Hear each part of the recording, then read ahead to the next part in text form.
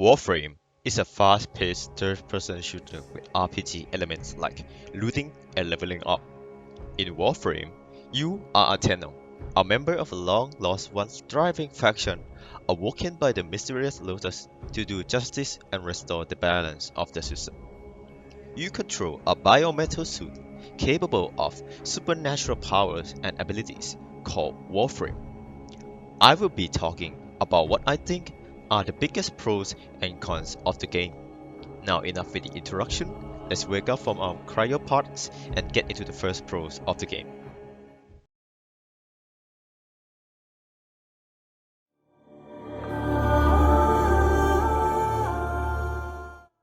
The movement in this game is fantastic and really well designed. You have the basics like walking, running, jumping, and crouching. But you can also do crazy things like bullet jumping, where you launch yourself into the air in the direction that you are facing, or do mid-arrows to change your direction instantly. This advanced movement gives the player options to do many complex combo movement for players to move around the map however they desire.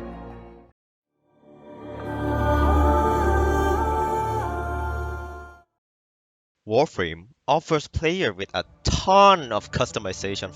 The first thing that most players will probably say about when you mention the word customization to is mods. Mods is an upgrade system inside Warframe. It utilizes a set of cards which has different stats and benefits. You get the basic stuff like plus damage, crit chance, crit multiplier, more range, and etc. But there are also interesting stuff like elemental mods.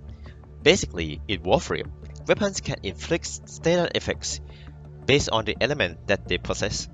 For example, you could apply electricity into your weapon to make enemy be stunned and chained with lightning, or toxin damage that slowly reduce their health over time. Now these elements alone are cool, but I have told you that these status effects can even be combined to make new effects.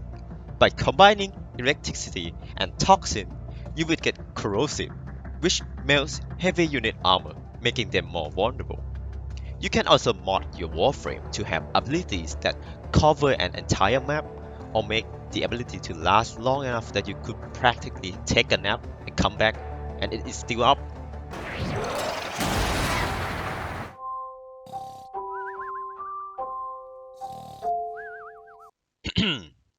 Aside from mods, there are truckloads of weapons for you to try.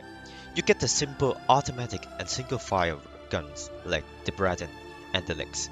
But there are also really wacky weapons like a shotgun that shoots bouncing blade, an alien gun that shoots pure sentient energy, a bow that shoots miniature nukes, and a snowball cannon.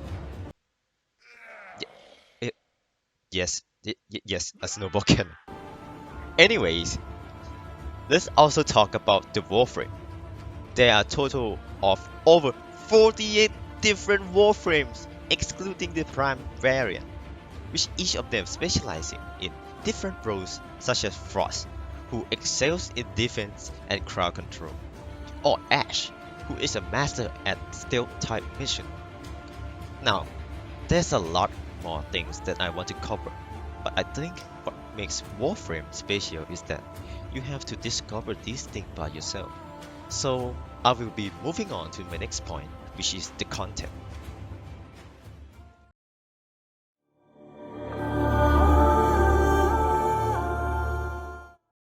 Because Warframe is a live service game, you could expect a major content drop every around 1 to 2 months. Now, imagine how many major content updates there has been for over 9 years. That's a lot. When I mean a lot, I really mean it. I've played this game for over 700 hours and I haven't even done everything that the game offers. Here are a list of things that I could think of. Void Feature, Alerts, Nightmare Mission, Junction, Sanctuary, Onslaught, Open World, Bounty, Lichess, Faction, Railjack, Arcwing, Focus, Eidolons, Nightwave. So rest assured, for anyone wanting to try the game, you probably won't be running out of things for a while.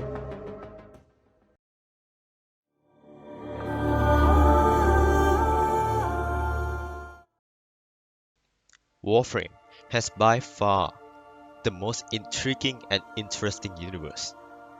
The story of the game can be understood by the cinematic quests, which by the way, the development team did them perfectly. Not just the graphics, but also the direction of how the story is told. The game doesn't just put in a bland and uninteresting characters to drive the plot.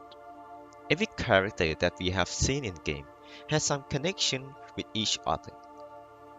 There are so much more hidden details that could be discovered outside the main storyline. The story of Warframe is still evolving and developing since the day of the development.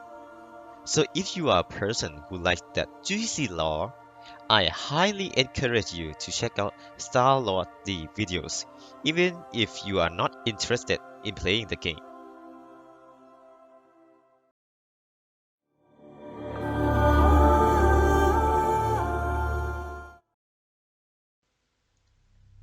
So, from all of these good points that I have made, I forgot to mention one thing. The game is free. Yep, all of these quality things are made for free. Now, some of you might now think that, oh, it's just one of those pay to win games, right? Wrong. Warframe is different. It is really free. Hear me out. I guaranteed you that every single content that I've mentioned in the video you can experience without having to even spend a penny. The premium currency, Platinum, normally can be purchased using real world money.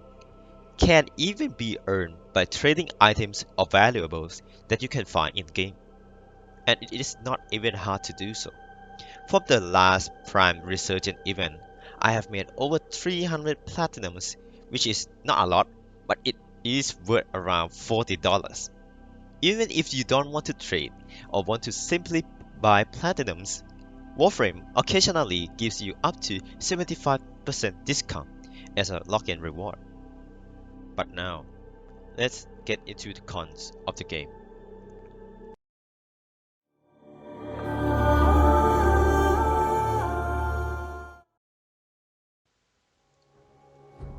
There isn't really much to talk about cons in this game, but by far, the most hurting one would be how grinding the game is. Warframe is personally the most grindy game I have ever played. The most infamous grind is the Nidus Warframe. On average, you will need to spend around 6 to 8 hours just by playing the same mission over and over again.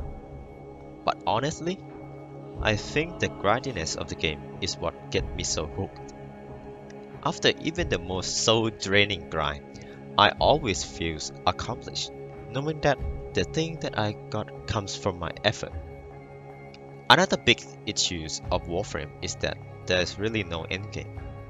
Sure, you have Seal Path, which is basically a ramp up difficulty of the normal version. But honestly, most of the player base agrees that the mode is not challenging at all. So players tend to get bored after not finding any challenge to the game anymore and be burned out. In conclusion, if you like action RPG game with huge amounts of content and don't mind the steep learning curve, you should give this game a try. But if you don't want to grind and spend time learning different concepts of the game, then you should probably pass this game. Overall, I give this game a solid 8 out of 10.